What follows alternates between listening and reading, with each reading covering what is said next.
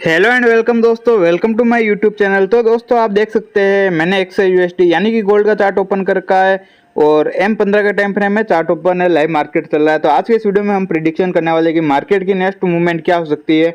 यहाँ से मार्केट ऊपर की तरफ मूवमेंट करेगा या वापस मार्केट इसी एरिया से नीचे की तरफ मूवमेंट करेगा। तो इसके लिए दोस्तों आप इस वीडियो को शुरू से लगाकर लास्ट तक देखते रहिए। यहाँ पर अगर आप देखते हैं दोस्तों, यहाँ पर गोल्ड ऑल टाइम हाई पर है और किसी की एंट्री यहाँ पर लोग सेल की एंट्री लगाते जा रहे हैं, क्योंकि यहाँ पर गोल्ड जितना ऊपर जा रहा है और लोग सेल की एंट्री कंटिन्यू करते जा रहे हैं।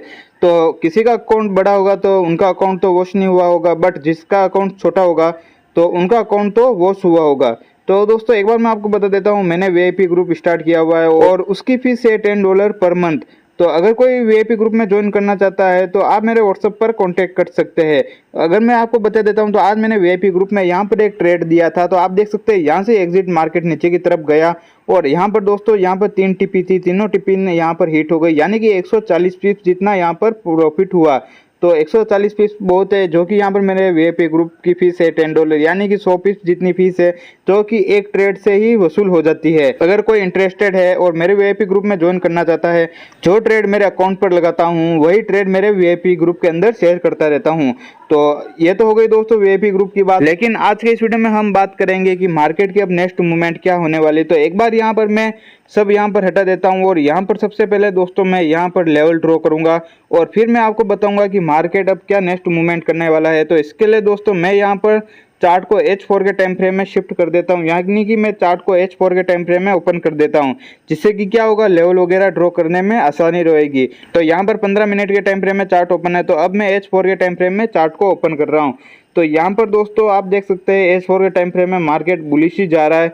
और अब हम बात करते हैं कि मार्केट कहाँ तक जा सकता है, बुलिश वापस बिरिश भी आएगा या नहीं आएगा। तो सबसे पहले मैं इसके अंदर support and resistance area draw कर देता हूँ।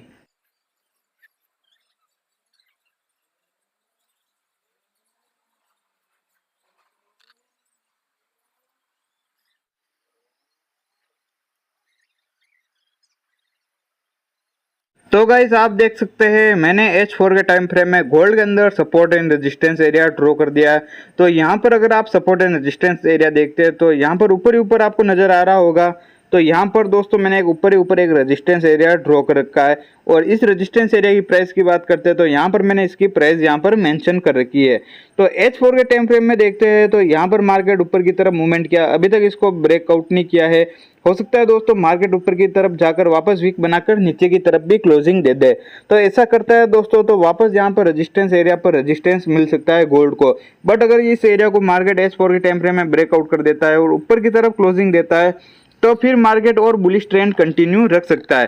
तो अगर हम यहाँ पर नीचे की तरफ बात करते हैं तो यहाँ पर एक सपोर्ट एरिया बना हुआ है, इससे नीचे की तरफ देखते हैं तो यहाँ पर एक और सपोर्ट एरिया बना हुआ है। ये तो होगी दोस्तों सपोर्ट एंड रेजिस्टेंस एरिया की बात। अगर हम यहाँ पर देखते हैं तो यहाँ पर दोस्तों मैंने एक ट्रेंड लाइन ड्रॉ कर की है, जो कि यहाँ पर सपोर्ट का काम कर रही है। तो मार्केट अगर आप देखते हैं तो मार्केट इस ट्रेंड लाइन के सपोर्ट एरिया पर सपोर्ट लेकर ही ऊपर की तरफ कंटिन्यू मूव कर रहा है।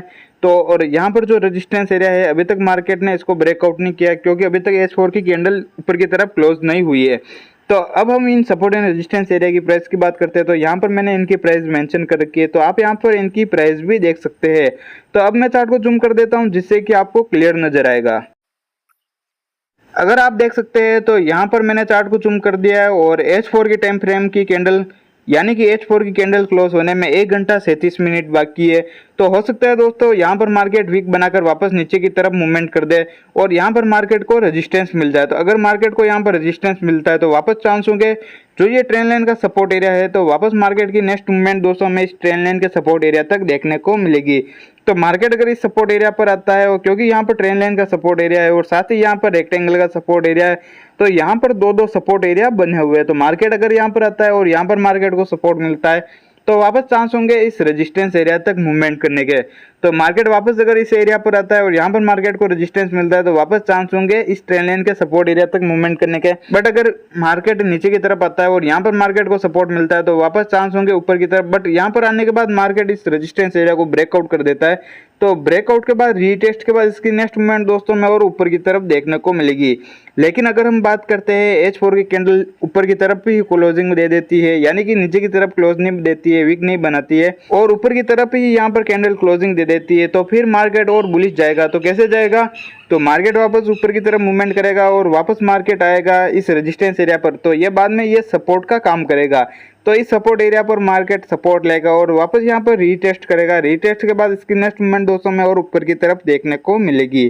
तो ये तो हो गई दोस्तों अगर मार्केट रेजिस्टेंस एरिया ब्रेकआउट करता है। अगर मार्केट सपोर्ट एरिया ब्रेकडाउन करता है तो फिर इसकी नेक्स्ट मूवमेंट क्या होगी?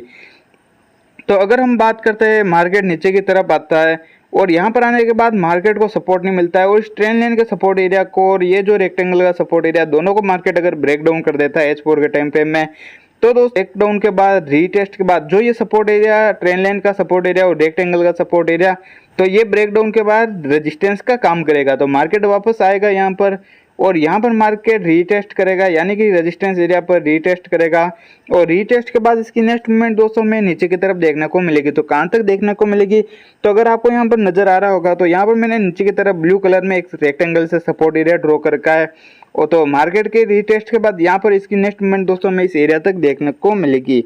तो मार्केट अगर इस एरिया पर आता है और यहाँ पर मार्केट को सपोर्ट मिलता है तो वापस चांस होंगे जो ये रेजिस्टेंस एरिया है और ये जो ट्रेंड लाइन का रेजिस्टेंस एरिया है, तो मार्केट की नेक्स्ट मूवमेंट दोस्तों में इस रेजिस्टेंस एरिया तक देखने को मिलेगी। लेकिन मार्केट अगर यहाँ पर आता है, क्योंकि यहाँ पर ट्रेंड लाइन का सपोर्ट एरिया है तो यहाँ पर मार्केट मल्टीपल टाइम यहाँ पर सपोर्ट लेकर ऊपर की तरफ जा रहा है, बट अगर यहाँ पर आता है और इसको ब्रेक डाउन कर देता है तो मार्केट अगर हो सकता है तो बेरिश मूवमेंट भी शो करे और यहाँ पर आने के बाद मार्केट को अगर सपोर्ट नहीं मिले और इस सपोर्ट एरिया को भी मार्केट अगर ब्रेक डाउन कर देता है तो ब्रेक डाउन के बाद रीटेस्ट के बाद इसकी नेक्स्ट मूवमेंट दोस्तों में और नीचे की तरफ देखने को मिलेगी। तो ये दोस्तों गोल्ड के अंदर H4 के टाइम फ्रेम में एक सिंपल एनालिसिस था। अगर आपको हमारे व्हाट्सएप पर फ्री डिस्कशन ग्रुप में जुड़ना है तो उसकी लिंक मैंने वीडियो के डिस्क्रिप्शन में दे रखी है, तो आप मेरे व्हाट्सएप पर फ्री डिस्कशन ग्रुप में भी जुड़ सकते हो। वहाँ पर मैं डेली एनालिसिस वगैरह सिग्नल वगैरह शेयर करता रहता हूँ। और अगर आपको हमारा वीडियो पसंद आया हो तो जल्दी से चैनल को सब्सक्राइब कर दो, वीडियो को लाइक कर दो, अपने दोस्तों के साथ शेयर कर दो और वीडियो पर कमेंट कर दो और इस प्रकार फॉरेक्स मार्केट के रिगार्डिंग वीडियो देखते रहिए। थैंक यू दोस्तों।